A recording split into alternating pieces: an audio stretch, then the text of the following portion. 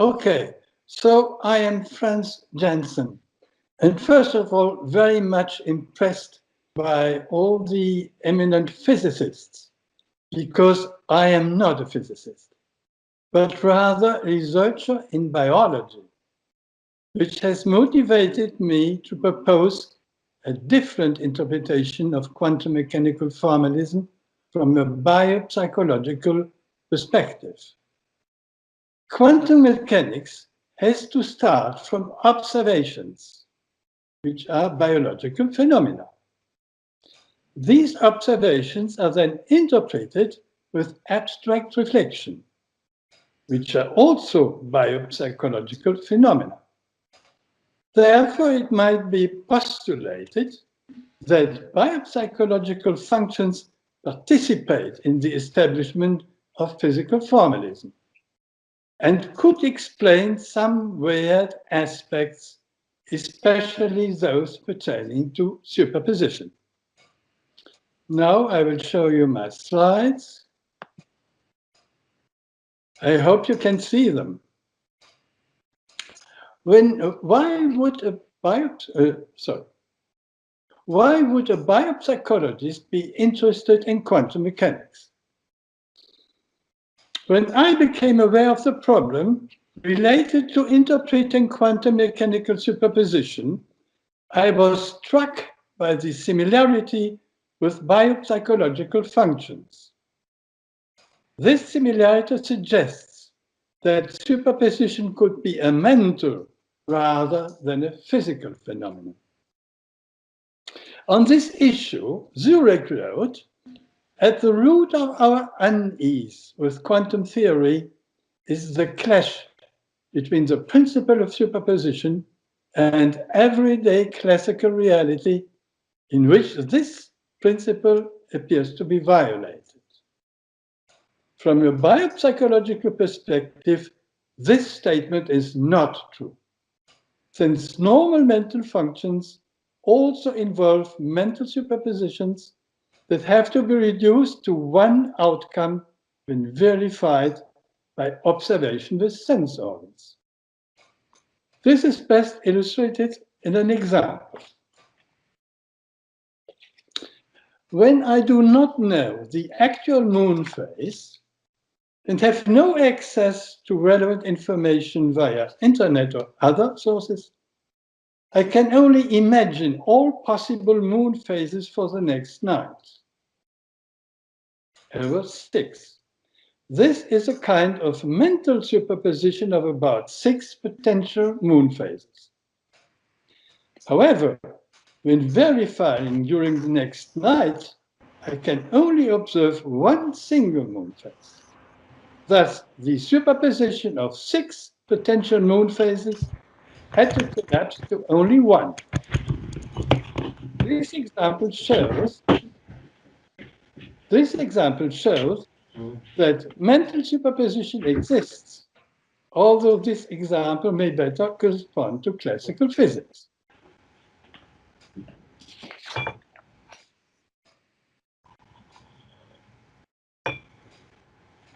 However, some physicists describe quantum mechanics as a lack of knowledge or as a determinist interaction which would allow the consideration of this example.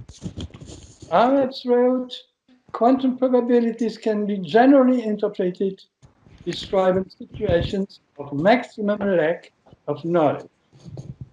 Sassolid-Bianchi wrote, "When an experimenter observes a quantum entity, the process can be described as a mechanism of selection of a specific determinist interaction amongst a collection of possible ones." Toft also described models of deterministic quantum mechanical An example more similar to quantum physics would be lightning in the sky. If one sees one flash of lightning, one can imagine the next one to appear at many points in the sky, in a kind of mental superposition of possible locations. Nevertheless, When one sees the next lightning flash, the multiple imagined locations collapse to only one observable location. This is akin to an electron thought to be simultaneously present at multiple locations, but with measure, it is only at one. Similar to quantum mechanical wave and particle dualism, lightning shows a light and sound dualism. With open eyes, the clash can be seen, and with closed eyes, only the sound can be heard. In physics, prediction of future events has to consider multiple potentialities in a kind of mental superposition, which may or may not be realized. However, when prediction is verified by observation, the mental superposition collapses to only one observable event. What are the implicated biopsychological functions? Observation requires sense organs, which warrants an uninterrupted chain of physical interactions from experimental reality to the brain. Observation are then stored in the memory of past events and no longer need sense organs to be retrieved.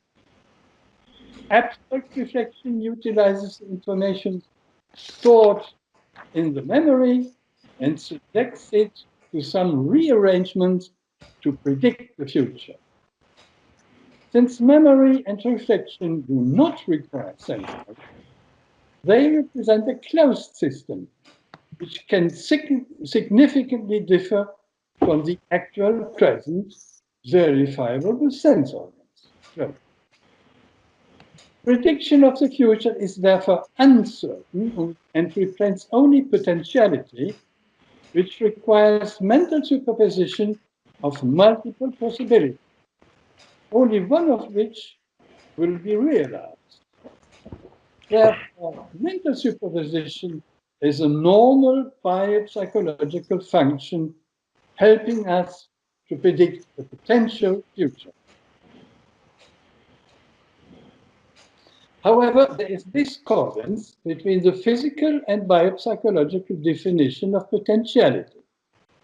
In physics, potentiality can be considered as physical reality, whereas in biopsychology, potentiality is only partially observable and therefore partially real.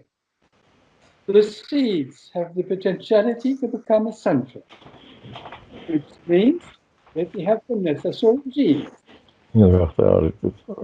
Nevertheless, important factors like water, soil, and sun are still lacking and may or may never be present for the seeds to become a sunflower. Thus, potentiality cannot be observable reality. What is the basic experimental problem of quantum mechanics? In quantum mechanics, even when experiments are repeated under identical conditions, they yield highly variable results. For instance, the position of 5,000 particles generated under the same physical state if varying outcomes represented in this histogram.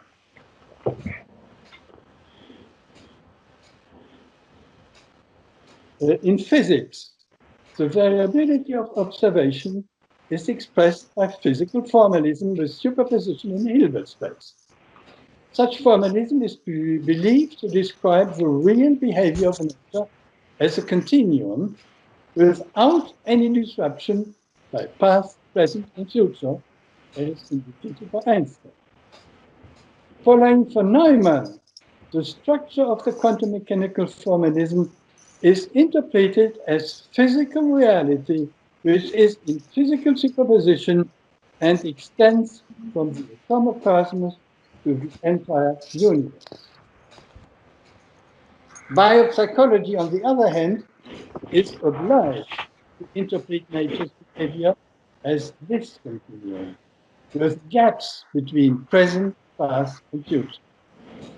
Whereas present and past are considered as certain, the future remains uncertain because it does not yet exist and comprises only of projections of past events. In quantum mechanics, the Gaussian curve of 5,000 outcomes yielded by individual experiments was obtained in the past and could be considered with the certainty of reality, since it was really observed. The same curve of 5,000 outcomes projected into the future can only be a mental representation, since the future does not yet exist in observable reality.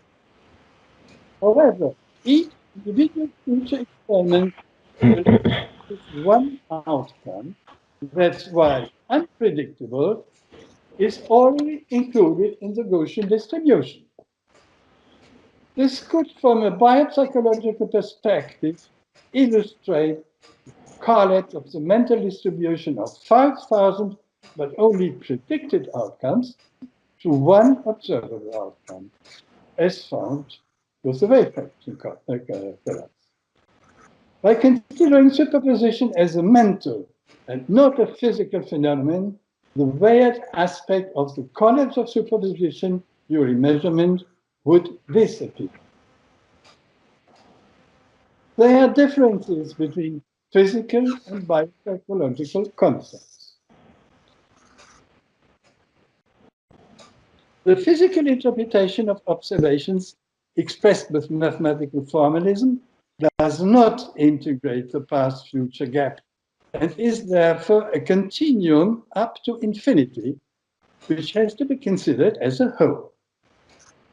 The continuum could be considered either as deterministic certainty, which is the approach adopted in classical physics, or after exploration of elementary particles, as uncertain indeterminism with quantum mechanics.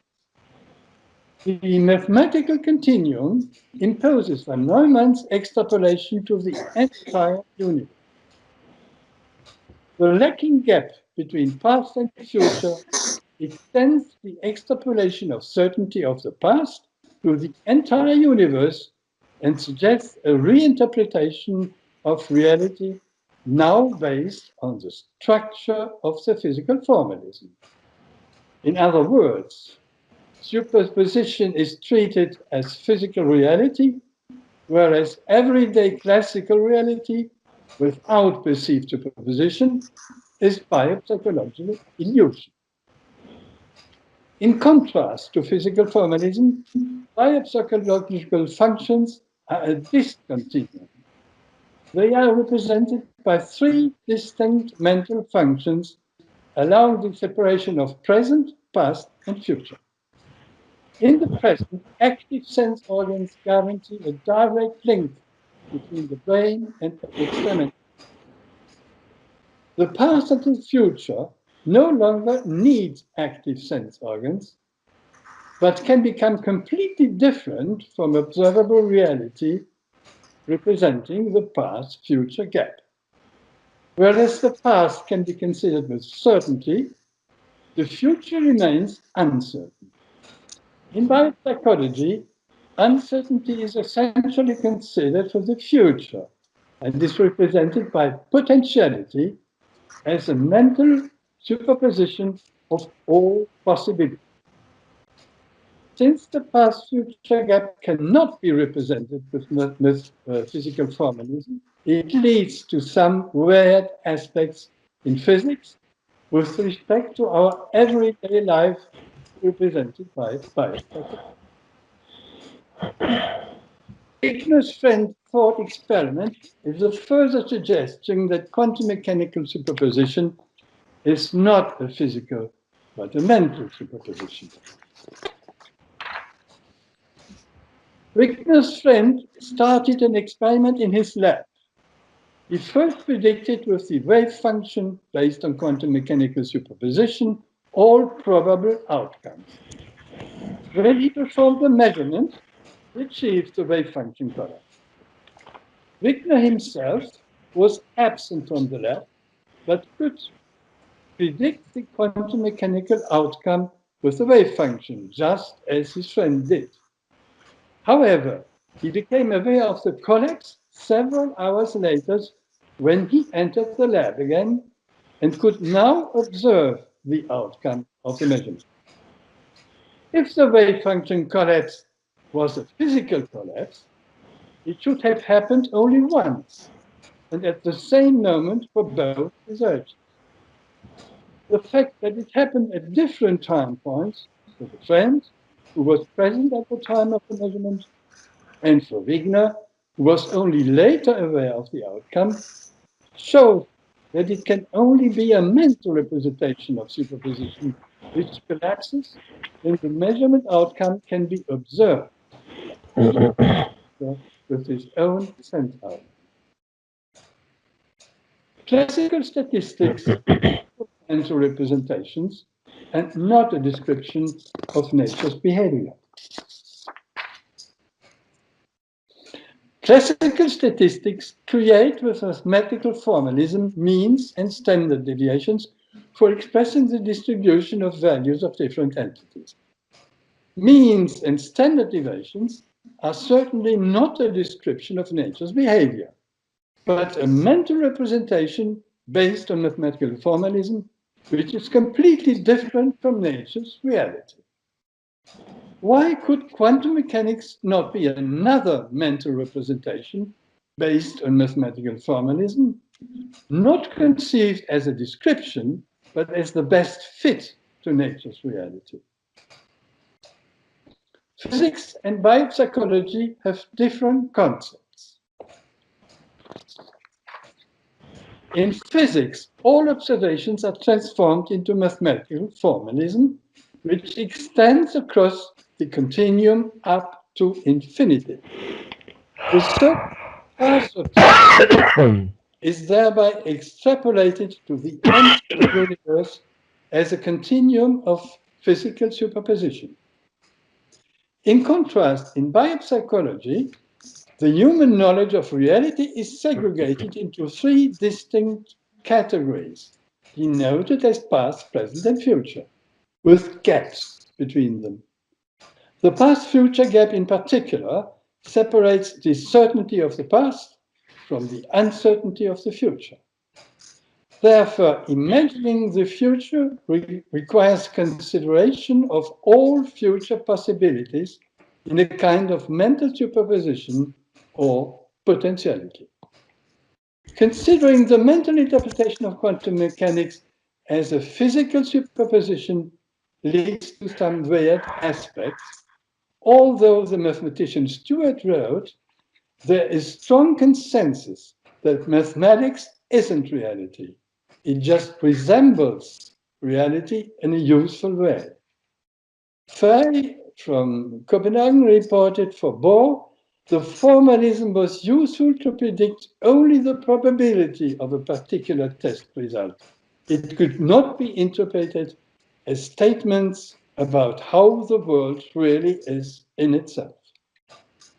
The biopsychological concept demands that we consider quantum mechanics as a mental superposition and treat its formalism as an approach that provides the best fit for nature's reality.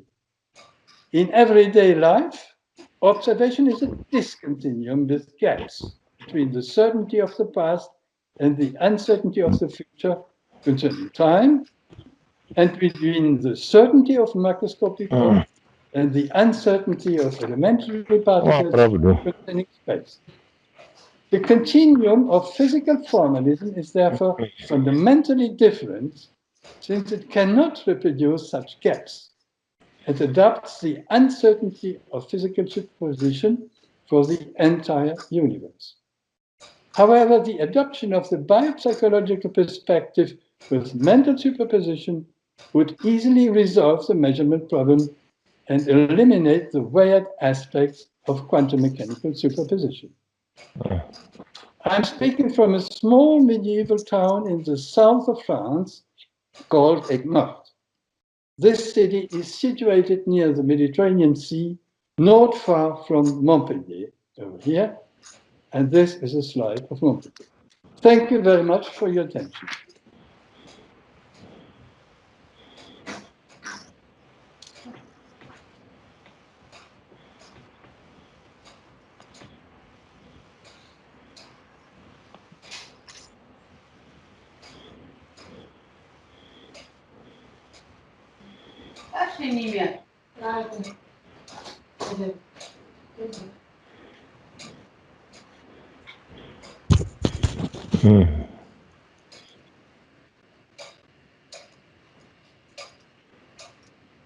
Hello, I have finished for the moment.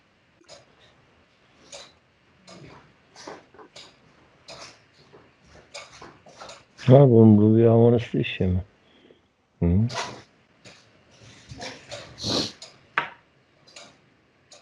Are there any questions?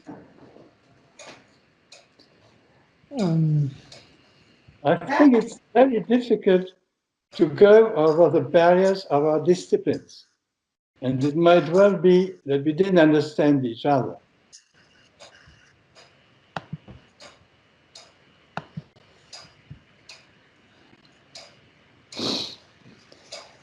Maybe I can. Maybe I can make a comment. Yeah, fine. You talk about the mental superpositions, and you talk as a psychologist now. What the distinction I like to make as a physicist would not be so much what happens in our mind, but rather what kind of model do we make of nature. So I would like to make a distinction between the observations, where we just observe all sorts of data that we register. And besides that, we have a model, that is, we attempt to explain what we see, and that's a model of nature. And then comes the act of comparing the model that we have with the observations that we have. So sometimes when you talk about mental observations, mental suppositions, you talk about our observations which come to our mind, but we process the information and we turn that into a theory and a model having equations, and we want to see if the data obey the equations. Those are quite distinct activities. So if, for instance, the notion of causality only makes sense if you understand what the laws of nature are. If you don't understand the laws of nature, you can't tell that this event caused that event. So, for instance, in the case of the Bell experiments that I talked about, the question was, are there correlations, and can we explain those correlations in terms of causality? My claim is no, the correlations will always be there. Only if we have a model to see whether we can understand the correlations, and of course that generates a mental picture of what's going on. But I would like to make that distinction of what between mental pictures of just observations. Anybody can be able to list what they saw, but the next step is to explain the list in terms of equations, such as Schrödinger's equation or Newton's equations or whatever we have in our models. Okay, I completely agree. But all that needs our mental treatment. So it comes into the into biopsychological facts. And the question is, can biological facts explain as superposition? Superposition is the superposition of possibilities, not of facts. And these superpositions are extended by Van Neumann to the full universe. And that is not the same what we see every day. We have to have a gap there. We can understand that in the microscopic atomocosmos, there is uncertainty. but it's surely not in the microscopic cosmos. And so we think that the gap which is produced when we look from a biopsychological perspective makes a distinction between the certainty and the uncertainty of superposition. But superposition is nothing else than an uncertainty because it only considers potentiality. Yeah, it's when our models are uncertain, our models are imperfect, and therefore we cannot make predictions with certainty. There are several reasons for that. One is we did not know the initial state, so therefore we cannot compute. Even if we had all the equations, we cannot compute the final state. But in fact, we also don't have the equations very accurately. And there is a phenomenon called chaos, that even if you know the initial state very well, but not with infinite precision, then the final state will still be a blurred set of possibilities. And well, you can attribute that to our mental state, but you can also say, well, this is the present status of our understanding physically, that we cannot predict with certainty. And this state will last perhaps forever, that we will not be able to predict something with certainty. But we can make models, and we can make guesses about what it might have been that's happening with certainty. But in practice, we always have these limitations. And I think the limitations are of different natures. So maybe you can categorize what kind of states you call mental states.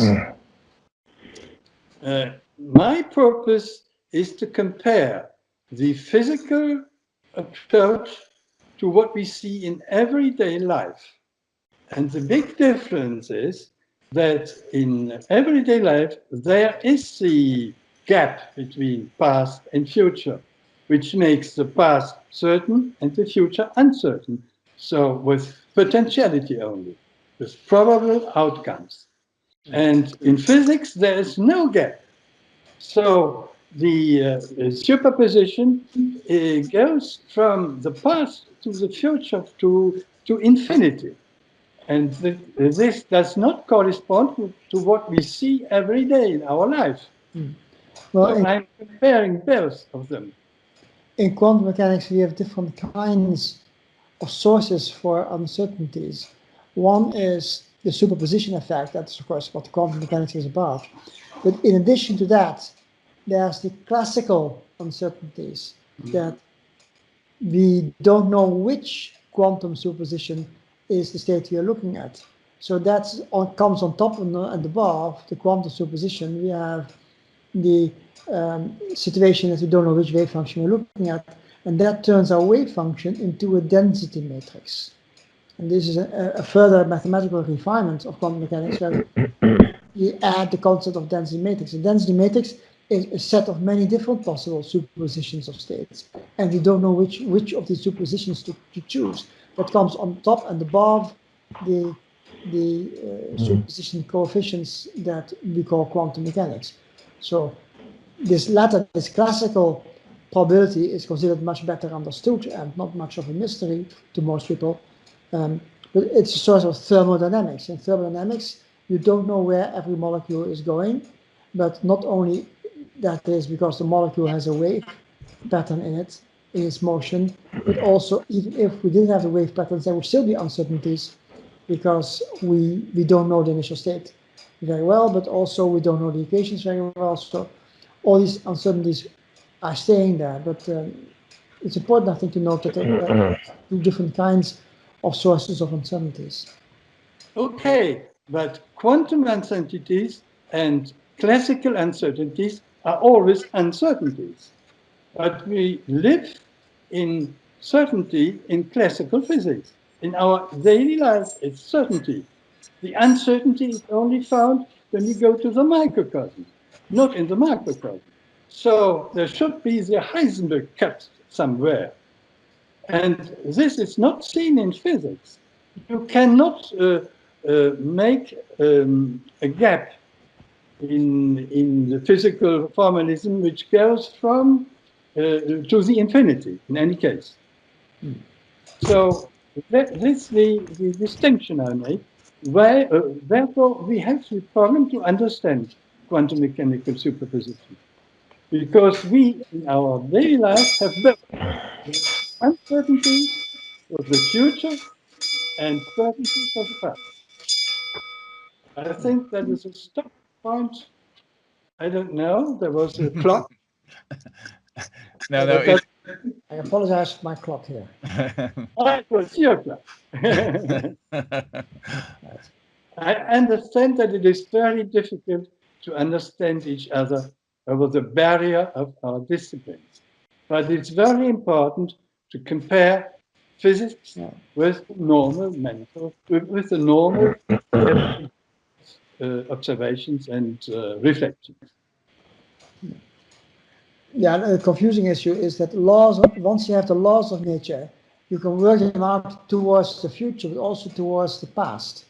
So you say the past is certain and the future is uncertain, but historians might not agree with that. They might say the opposite. The future is unknown, but the past has also some error bar in it. But these physical laws sometimes have to be changed, like Newton's laws to Einstein's relativity theory. Yes, then so it's not because we have a physical law which we invented ourselves and which goes to infinity that it is necessarily right. It could be wrong. No, which will show it. May I just say just a little thing? I'm afraid that there is a confusion between mixture and superposition, which is not the same in physics. What you say seems, if I understand well, perhaps to confuse the two things and to deduce from the fact that you have many different possibilities that are potential. Perhaps in the mind, you say that, for example, for the moon phases, you didn't know which will the observation of the next day give. So you assimilated that to a superposition. Yes, but just a picture, that's not a superposition. In physics, the superposition means something. When you have superposition, which is totally different from a mixture, the difference comes from the fact that you have interferences when you have superposition, and you don't have interference, you have a mixture. And that's a way, for example, to distinguish between, for example, let's say that you take a set of n particles and half-spin particles where half of the particles have a spin plus along the z axis, and the half other have minus along the same axis. Then this is a mixture, and you have no interference when you measure these particles along another axis. But if you have n particles which are in a superposed state, then you have different results when you measure those particles along another axis. And that's the difference between a simple mixture of particles and particles which are all the same, but in a superposed state. That's not the same. And it seems in your talk that you assimilate the two, but that's not correct. Okay, I'm not a physicist and may not have the exact notions of such superpositions in physics. But all that are only possibilities. And possibilities is what we have in normal life also when we expect the future, when we will imagine what will happen in the future. Then we can only imagine possibilities. And I think maybe there is a difference in physics, but both are possibilities. not observable facts. So the mathematical structure is an imagination of what happens in the future. And that, like we in our normal day, we imagine what happens in the future. And the example of the lightnings shows that we are very near to what physicists may imagine. The essential difference is potentiality versus reality. Yes, you have potentiality versus what is really actualized. But what is new in quantum physics is this concept of superposition, which doesn't reduce to different possibilities. That's more than that. And many strange features of quantum physics come from the fact that superposition is not reducible to a mixture. That's more complex like that than that. So if you want to explain that by only the fact that the mind doesn't know what is going to happen in the future because that's just potential, that's already true in classical physics when you don't know what is going to happen. And you don't need to have superpositions for that. Classical physics is enough for that. Okay, but classical physics, many people are speaking today that quantum mechanics can be interpreted with classical physical models. I heard it from Dr. Toft, and Ayat showed it, and others are thinking like that. So therefore, the example may be possible.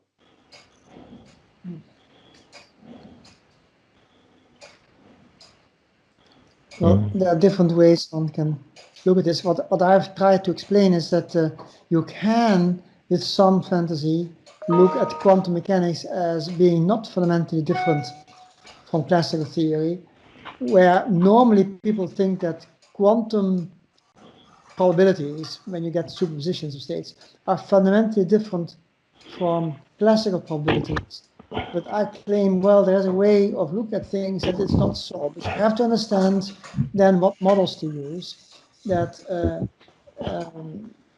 to understand that the quantum uncertainties that you encounter actually can be reduced to uncertainties in initial state.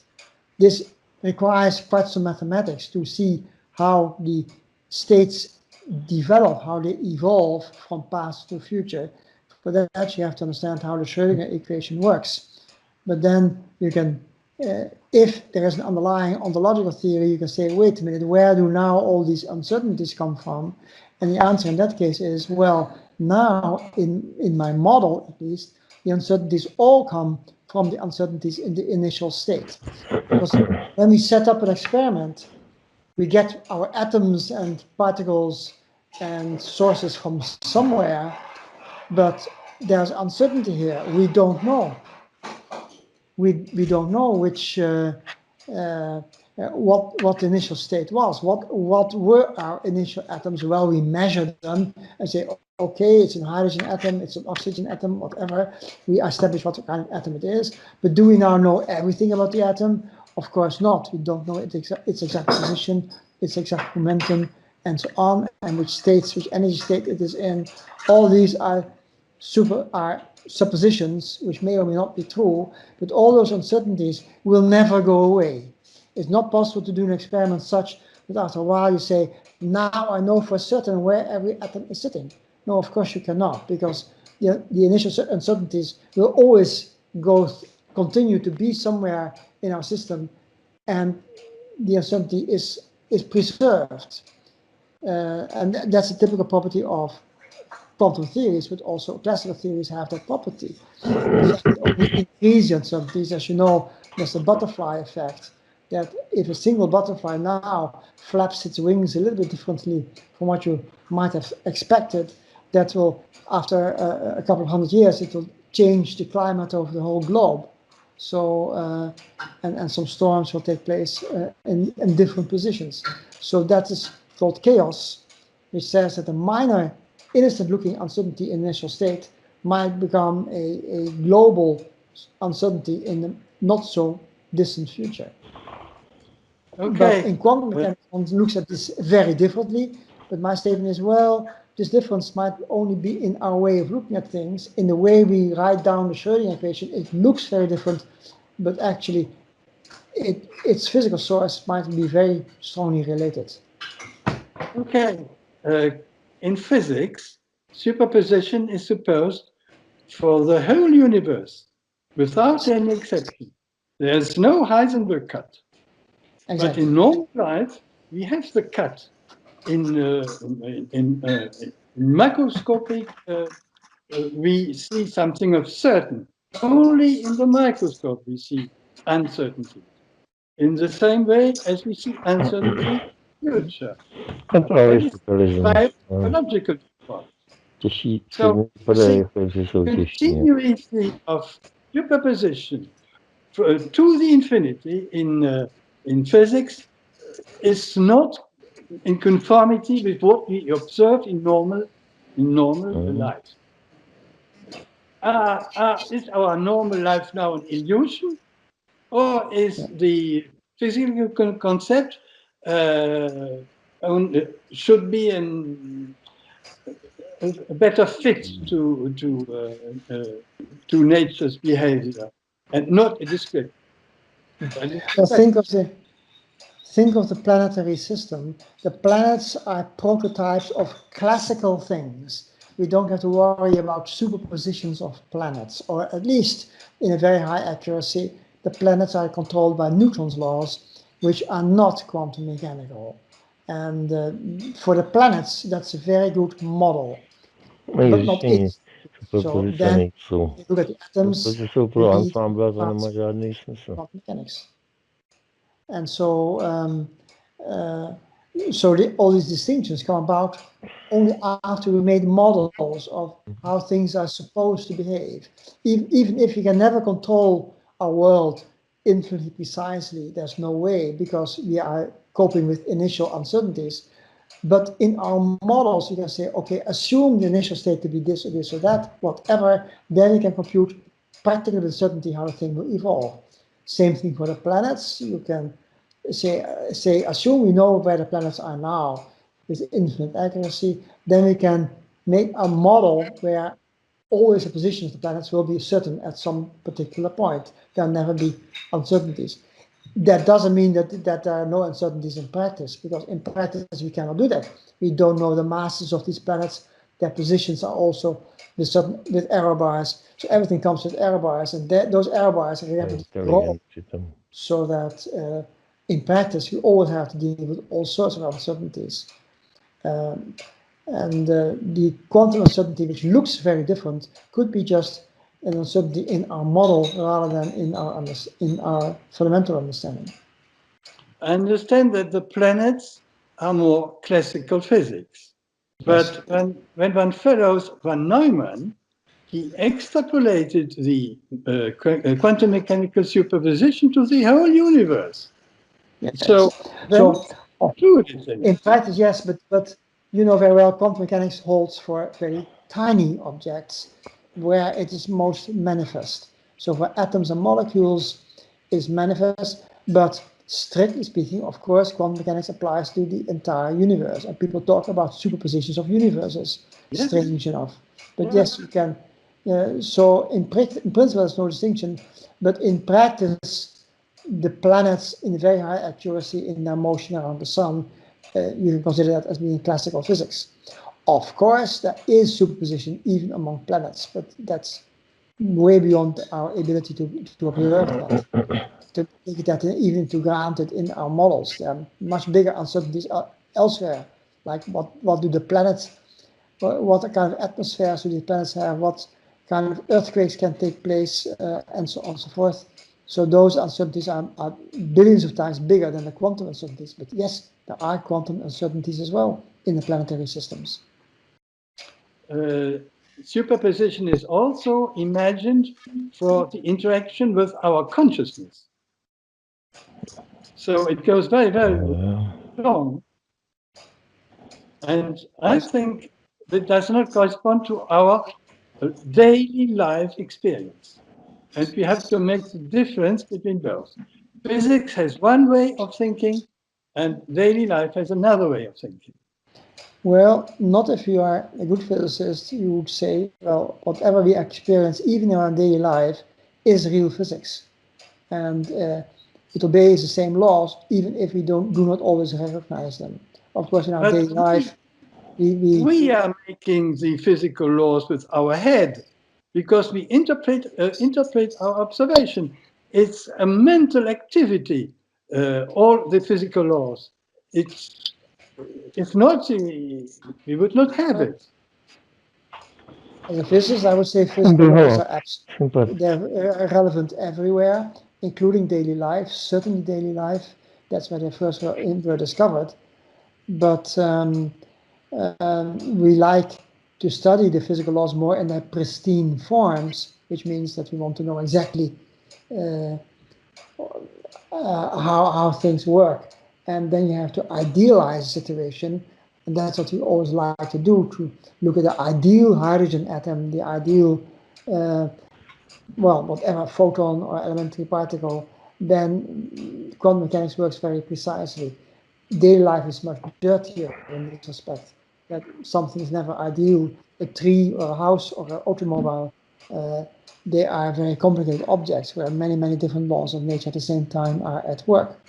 But it is still physics, and I agree that all is physics. Even if you don't know them.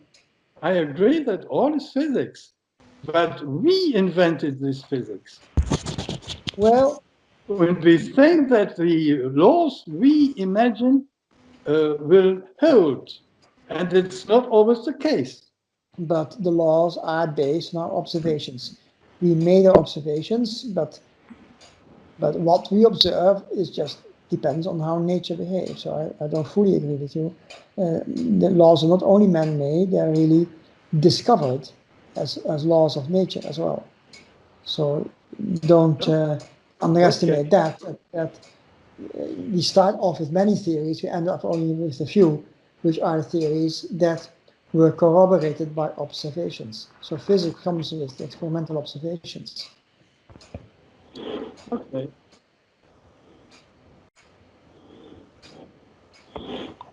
Perhaps, am I heard? Okay, thank you very much for a nice discussion.